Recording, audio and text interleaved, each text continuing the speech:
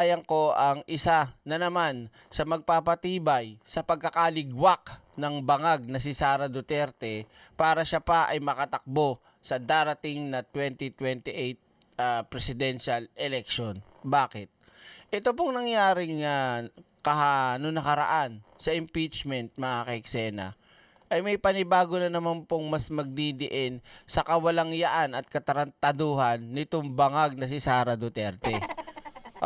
Kung maalala ninyo na sinabi ng testigong COA auditor na merong 612 o 612.5 M, halos po yan kalahating bilyon na ipinapabalik na ng COA. Boom! Ito, pakinggan nyo mga kaiksena. Pasok. Asan na ba yun? Yan. Tira. Posibleng pabalik ng COA ang kabuang 612.5 million pesos na confidential fund si VP Sara noong 2022 hanggang 2023. Naungkat yan sa pagtatanong ng center judges sa testigong COA auditor sa impeachment trial. Live mula sa Senado nangungun sa balita si News 5 House Correspondent Marian Enriquez. Marian, bakit kailangang posible mag-issue pang COA ng Notice of Disallowance sa natitirang confi funds ng BISE? Yes, Jiggy, lumabas nga dito sa pagtatanong nito ni Senator Judge Sherwin Gatchalian na posible ngang maipabalik ma-disallow itong kabuang 612.5 million pesos na confidential funds ni VP Sara both for DepEd and sa Office of the Vice President. Base kasi doon sa pagtatanong nito ni Senator Gatchalian doon sa COA State Auditor na si Sailin Del Campo, lumabas nga na kung babalikan natin, nag-issue na ng disallowance itong COA para doon sa first 3 quarters ng 2023, yung kabuang 375 million pesos na yan, dinisalaw ng COA dahil na rin doon sa pag-amin mismo nitong Special Disbursing Officer ng OVP na si Gina Acosta doon sa naging pagdinig ng House Committee dito doon sa Kamara na ibinigay, inilipat yung pondo, yung confidential funds, 125 million pesos ng 2022 mula kay Gina Acosta papunta doon sa security official, yung hepe mismo ng security group ni VP Sara na si Colonel Lachica o si Colonel Raymond Dante Lachica. Alam nyo po ba, doon sa nangyari na yon, dalawa yan yung Nolasco at Lachica. Alam nyo po na ang dapat lang nagbibigay o may hawak ng pera ay walang iba kung hindi po yung disbursing officer. Tama, mali. Doon pa lang po, sa pool na naman. Panibago na naman po ito bukod sa mga nagdaang testigo pa na nagdidiin lalo sa mga kawalangyaan at pagkabangag ni Sara Duterte sa pera. Diba? So, kung makikita ninyo at narinig nyo naman po at maaalala ninyo from the past hearings pa, inamin ng mga testigong disbursing officer ng OBP at ng DepEd na ibinigay nila sa Chief Security ni Sara Duterte ang mga pera. Boom! Labag sa batas o labag sa Joint Circular Kineme-Eme, basta labag yan. Hindi pwedeng kung sino lang ang dapat kumuha niyan. Kahit kesyo pa siya ay Chief of Security ni Sara Duterte at ng DepEd. Boom! So malinaw na may paglabag. Kung ikaw ay isang senator judge at magpupuntos ka scoring, pupuntosan mo scoring, tambak na ang depensa. Dahil sa dami ng napatutunayang paglabag nitong bangag na si Sara Duterte, talaga pong ligwak. Subscribe na agad sa channel na laging may aral. Pagpeke ng mga dokumento, ligwak na naman si Sara Duterte. Dito mismo, testigong buhay si Acosta at Pajardo. Paano gagawin ni Sara? Papapatay niya din? Di umano na may kukuhang assassin, di ba? NMK. MMK. Maraming salamat po Yeah, baby. Thank you, baby.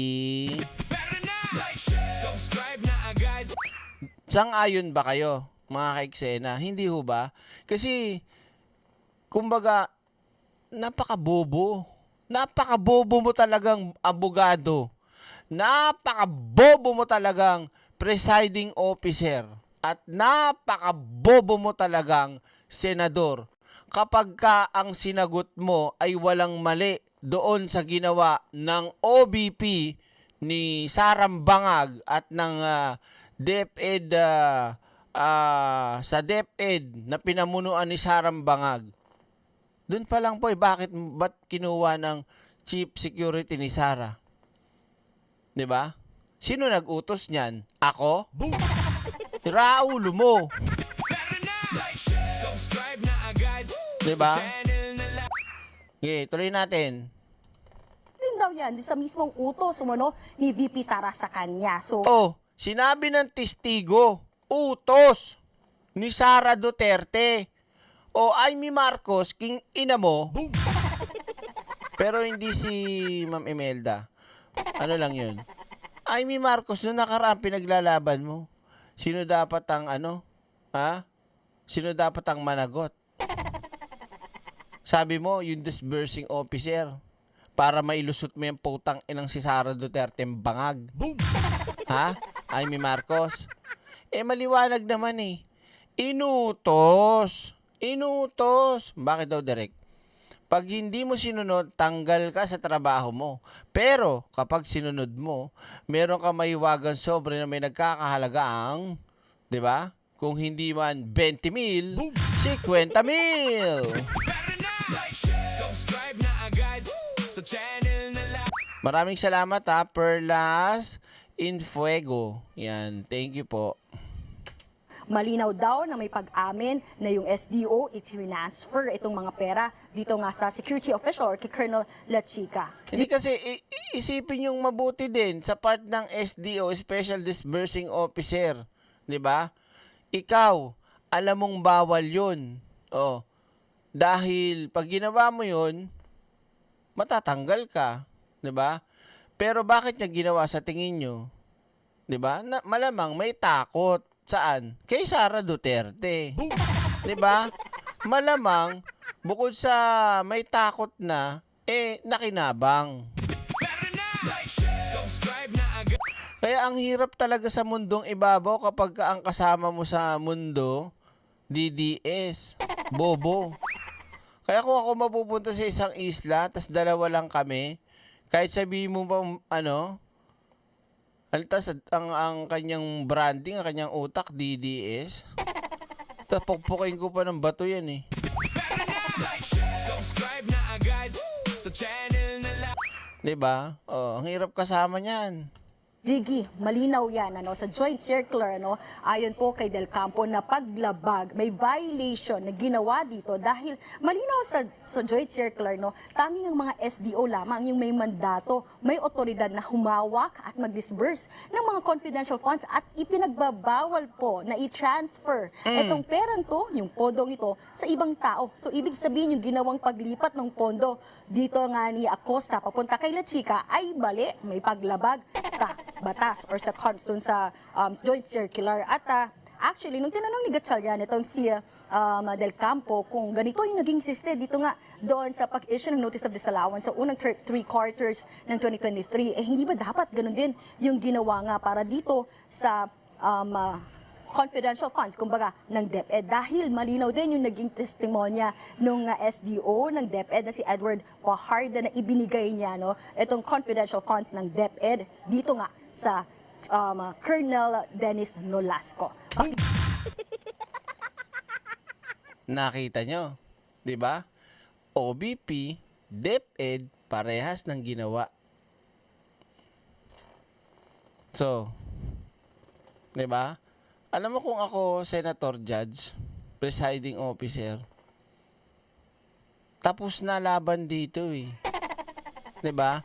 Kahit sabihin mo pang makalusot si Sara sa iba pang pag-uusapang part ng impeachment, puntosado ka na eh. 'Di ba? Betrayal of public trust na kagad dyan, ginawa mo. 'Di ba? Corruption yan, Sara. King ina mo, bangag ka talaga. 'Di ba? Oh, hindi ba gawain ng bangag yung ginawa mo? Tingnan natin itong bahagi niyan ng paglilitis. Oh. Pero pag titignan natin yung circumstances, pareho eh. Opo, Binigay tama yung po. pera kay La Chica, binigay yung pera kay Nolasco. Kung ganun susundan natin na rational, pwedeng ma-disallow rin yung fourth quarter OVP. Pwedeng ma-disallow buong 612.5 million na confidential funds sa OVP at sa DepEd. Tama? Yes po, tama po. At yan ay dapat ibalik Opo, ng dahil... mga accountable officers. Opo, tama po. Nasaan ba yung tubo? Pero na, like, share, subscribe na agad sa channel na Hindi ko na kailangan pahabain pa mga kababayan ko. Pakisagot na lang po kung kayo sumasang-ayon sa mga sinabi ko. 'Di ba? Ipagdasal na lang natin. Sino direct si Sara? Hindi.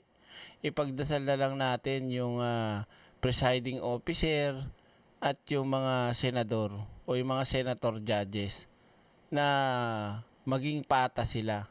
Hindi ko sinasabi na tawag dito, banal-banalan ako. Pero, minsan, hindi pala minsan, kailangan talaga natin gawin yun para makamit natin at maging maayos ang bansa natin Kasi kung makakalusot ang putang inang si Sara Duterte, tapos makatakbo, nakita nyo naman po yung ginawa kay Pangulong Bongbong Marcos at Sandro Marcos, itong putang inang si Digong, para lang sila ay 'di ba?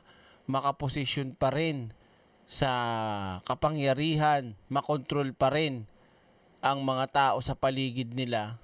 Tingnan niyo ho yung ginawang kondisyon, 'di ba? Anong ibig sabihin nun? Para sila ay maprotektahan kung sakaling sila ay mapunta na nga sa ganitong sitwasyon, which is nangyayari na. Yan na nagduduktong doon. Sabi nga namin kahapon sa Vengador, di ba? Itutuloy na lang next episode yung kwento ng paano magkaduktong yung kay Sandro Marcos. Pero bigyan ko yun ng kapiraso. Diyan pa lang po mga kaiksena sa nangyayari ngayon. Di ba? Gusto nilang maging safe sila na kahit na wala na sila sa posisyon, may mga tao silang nilalagay o nilagay para maprotektahan ang mga bangag na mga Duterte. Nakuha ninyo? Oh. Nako, mamaya meron pa tayong live. Nanggigigil ako. Pag-uusapan natin yung mga politikong hindi nagbabayad ng kuryente. Diba? Comment ko lang direct gago ang mga senator judge na di makakonvict kay Plunder Woman.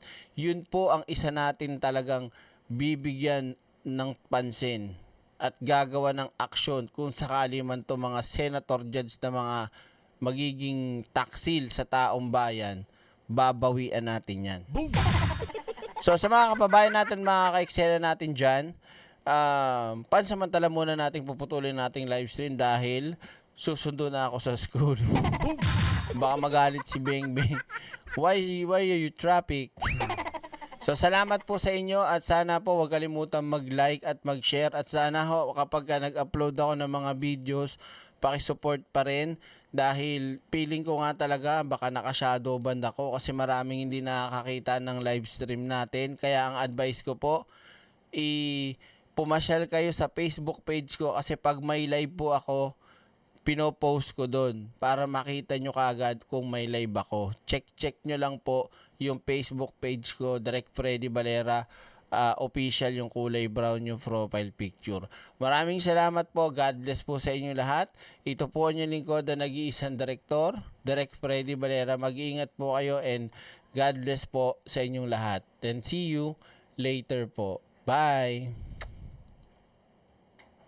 Yeah, mic check 1, 2. Ito ang boses ng katotohanan. Walang plastikan, walang pakitang tao. Direct Freddy Valera official.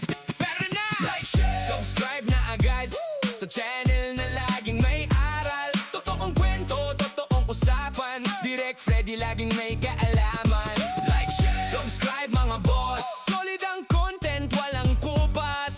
Good vibes Direct ready para sa lahat ng henerasyon. Diretso magsalita, walang paligoy-ligoy. Bawat salita may laman, hindi puro ingay. Mga topic na swak sa masa.